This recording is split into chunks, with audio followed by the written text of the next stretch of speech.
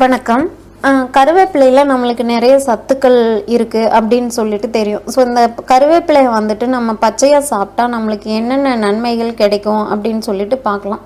கருவேப்பிலையில் vitamin A, vitamin B, vitamin B two, vitamin C, calcium, இரும்புச்சத்து இது எல்லாமே நிறைய இருக்குது. இதை வந்துட்டு நம்ம தொடர்ந்து 100 நாட்கள் பச்சையாக சாப்பிட்டு வந்தோம் அப்படின்னு சொன்னால் ஃபஸ்ட்டு பிரச்சனை வந்து கொழுப்புகள் கரையும். அதாவது காலையில் வெறும் வயிற்றில் 15 கருவேப்பிலை இலையை உட்கொண்டுட்டு வந்தோம் அப்படின்னா வயிற்றை சுற்றி உள்ள அதிகப்படியான கொழுப்புகள் கரைஞ்சு அழகான அப்புறம் வந்துட்டு எடுப்பான எடையை பெறலாம். அதே மாதிரி பார்த்தீங்கன்னா ரத்த சோகை இருக்கிறவங்க காலையில் ஒரு பேரிச்சம்பழத்தோட கொஞ்சம் கருவேப்பிலையை சேர்த்து சாப்பிட்டு வந்தாங்கன்னா ரத்த சிவப்பணுக்களோட அளவு அதிகரித்து ரத்த சோகை நீங்கும். சர்க்கரை நோயினால் பாதிக்கப்பட்டவங்களும் ரெகுலராக காலையில் கருவேப்பிலையை பச்சையாக சாப்பிட்டு வந்தாங்கன்னா ரத்தத்தில் இருக்கிற சர்க்கரையோட அளவு சீராக இருக்கும். கருவேப்பிலை உடம்புல தேங்கி இருக்கிற கெட்ட கொழுப்புகளை கரைக்கிறதோட நல்ல கொழுப்புகளை அதிகரிக்குது. அதனால என்னன்னா இதய நோய், பெருந்தமனி தடிப்பு இந்த மாதிரி பிரச்சனைகள்ல இருந்து நம்மளுக்கு நல்ல பாதுகாப்பு தரும்.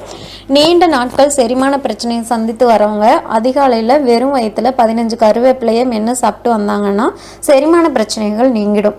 அதே மாதிரி கருவேப்பிலையை ரெகுலராக காலையில் நம்ம சாப்பிட்டு வந்தோம் அப்படின்னா முடியோட வளர்ச்சியில் நல்ல மாற்றத்தை நம்ம ஃபீல் பண்ணுறதோடு இல்லாமல் முடி வந்துட்டு நல்லா கருமையாகவும் வளரும். அது மட்டும் இல்லாமல் நம்மளுக்கு இளநரை இருந்ததுன்னு வச்சுக்கோங்களேன், ஒரு 48 நாள் வெறும் வயிற்றுல காலையில் கருவேப்பிலை ஜூஸோ இல்லைனா வந்துட்டு நம்ம கருவேப்பிலை ஒரு கைப்பிடி நம்ம சாப்பிட்டு வந்தோம் அப்படின்னு சொன்னாவோ அந்த இளநரை பரவாமலும் அந்த இளநரை வந்துட்டு மறைய வைக்கவும் இது உதவி செய்யுது. சளி தேக்கத்திலிருந்து நிவாரணம் பெறதுக்கு 1 டீஸ்பூன் கருவேப்பிலை பொடியை தேன் கலந்து ரெகுலராக 2 வேளை சாப்பிட்டு வந்தாங்க அப்படின்னு சொன்னால் உடம்புல தேங்கி இருக்கிற நெஞ்சு சளி வந்துட்டு முழுவதுமே முறிஞ்சு வெளியேறி வந்துடும். மேலும் இந்த மாதிரி தகவல்களை தெரிஞ்சுக்க சேனலை சப்ஸ்கிரைப் பண்ணுங்கள். தேங்க்யூ.